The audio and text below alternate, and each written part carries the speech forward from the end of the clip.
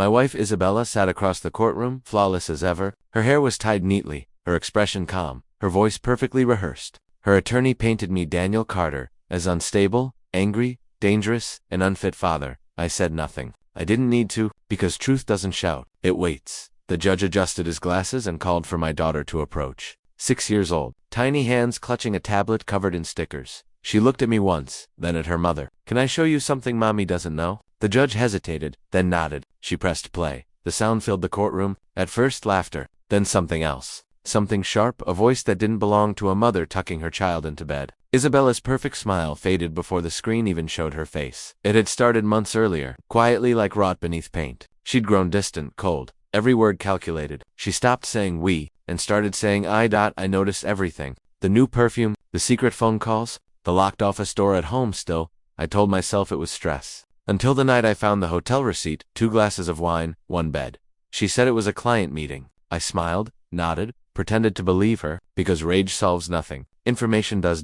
So I started documenting patterns, times, numbers. Each lie became a thread. Each thread, a map. And somewhere along that map, I found her assistant Ethan.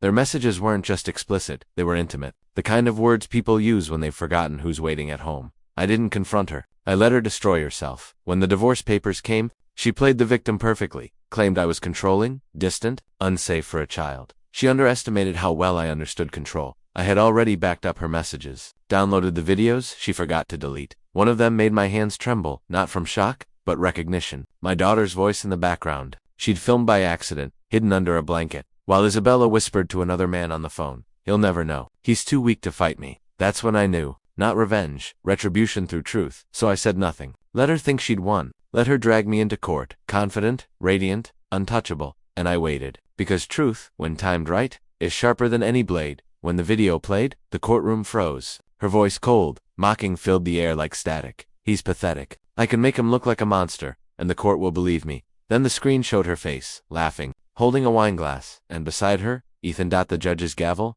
hit twice. To silence the gasps, Isabella's mask shattered. She turned to me, eyes wide.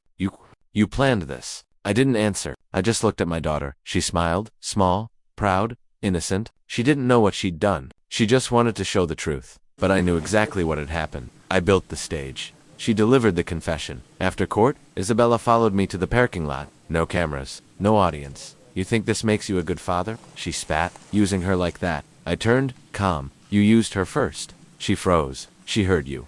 Isabella, every lie, every plan, children don't forget what they hear at night. Her eyes filled not with remorse, but panic. The fear of losing control. I'll fix this, she whispered. No, I said. You'll live with it. She reached for me. I stepped back. Her touch had become contamination. For the first time, she realized she couldn't manipulate me, not through guilt, not through love. I got full custody. She lost everything. Her image, her story, her control. Friends vanished. Even Ethan disappeared before the ink dried on the verdict. I didn't celebrate. Victory doesn't roar. It rests in silence. Sometimes late at night, my daughter asks, "Is mommy coming back?" I don't lie. Not for a while, I say. She nods, sleepy but trusting. That trust, that's my redemption. When I turn off the light, I glance at the tablet on her desk. The screen's cracked now, but I keep it charged, not as evidence. As a reminder, because the night she pressed play, she didn't just save me. She ended the illusion we'd all been living under. She thought the courtroom was her stage, but she never realized our daughter was holding the spotlight.